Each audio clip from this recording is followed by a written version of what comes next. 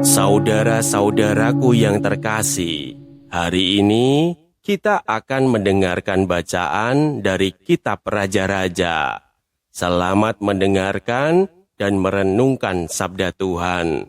Semoga Tuhan memberkati kita hari ini. Bacaan dari Kitab kedua Raja-Raja.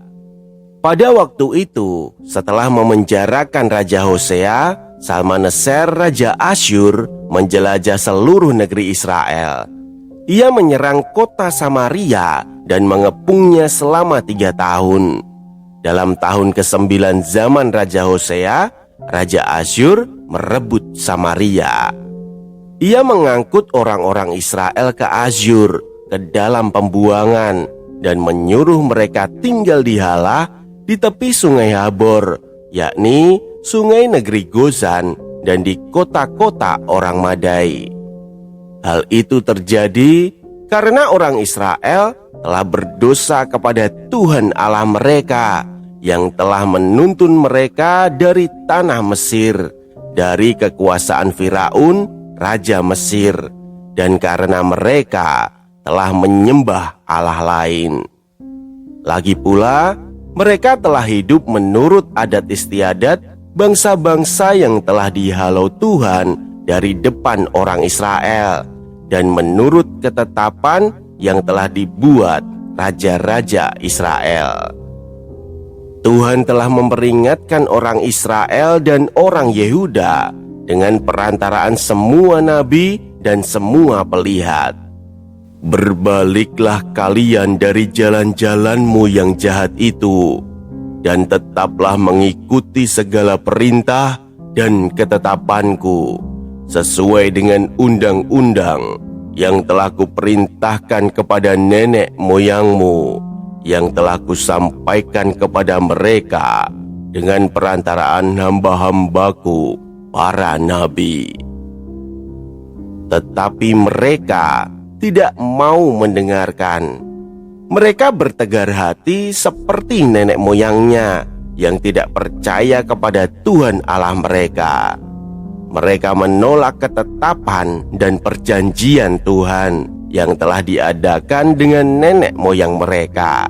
Mereka membuang peraturan-peraturan Tuhan yang telah disampaikan kepada mereka. Sebab itu, Tuhan sangat murka kepada Israel dan menjauhkan mereka dari hadapannya. Tidak ada yang tinggal kecuali suku Yehuda saja. Demikianlah sabda Tuhan.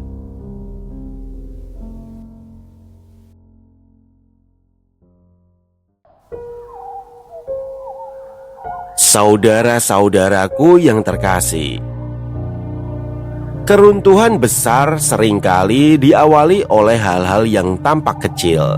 Sebuah peringatan yang diabaikan, sebuah nasihat yang tidak didengarkan, sebuah langkah yang dibiarkan terus menjauh dari arah yang benar, hingga suatu hari akibatnya tidak lagi dapat disembunyikan. Bacaan hari ini mengisahkan jatuhnya kerajaan Israel Utara. Namun penulis kitab suci tidak hanya menceritakan sebuah peristiwa sejarah. Ia juga mengajak umat melihat apa yang terjadi sebelum kejatuhan itu. Tuhan telah berulang kali mengutus nabi-nabinya. Tuhan telah berkali-kali memperingatkan umatnya. Tuhan telah mengajak mereka kembali kepadanya. Namun mereka tidak mau mendengarkan. Mereka memilih mengikuti jalan mereka sendiri dan mengabaikan suara Tuhan yang terus memanggil mereka. Yang menarik, masalah terbesar Israel bukanlah karena mereka tidak pernah mendapat petunjuk, bukan karena mereka tidak pernah diingatkan. Justru sebaliknya, mereka telah menerima banyak kesempatan untuk berubah. Mereka telah mendengar banyak peringatan, namun hati mereka semakin tertutup untuk mendengarkan. Inilah yang membuat bacaan hari ini begitu dekat dengan kehidupan kita. Karena seringkali masalah bukan muncul karena kita tidak tahu apa yang baik. Seringkali kita sebenarnya sudah mengetahuinya. Kita tahu kebiasaan apa yang perlu diperbaiki. Kita tahu sikap apa yang perlu diubah. Kita tahu hubungan mana yang perlu dipulihkan. Kita tahu keputusan mana yang seharusnya tidak diambil. Namun tidak jarang kita menunda untuk berubah. Kita merasa masih ada waktu. Kita merasa semuanya masih baik-baik saja. Dan tanpa disadari, apa yang semula tampak kecil perlahan menjadi semakin besar.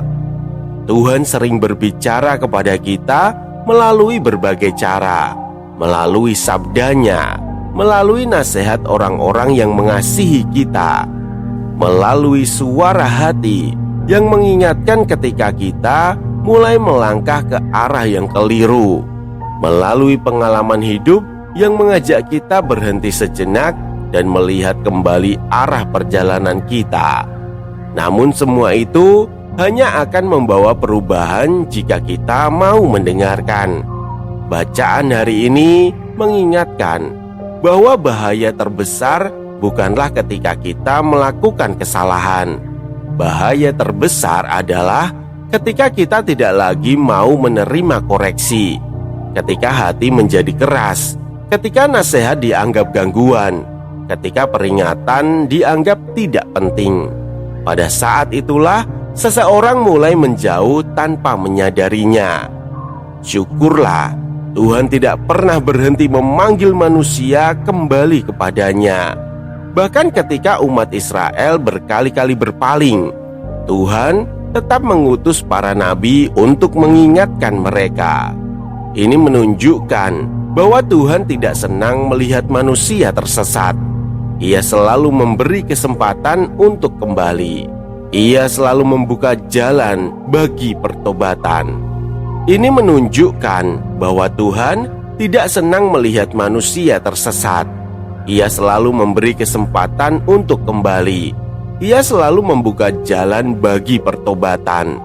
Karena itu, sabda hari ini mengajak kita untuk menjaga hati yang mau mendengarkan, mau belajar, mau dikoreksi, mau berubah ketika Tuhan menunjukkan sesuatu yang perlu diperbaiki. Sebab seringkali perubahan besar dimulai dari kesediaan untuk mendengarkan hal-hal kecil yang Tuhan tunjukkan kepada kita hari ini. Marilah kita berdoa.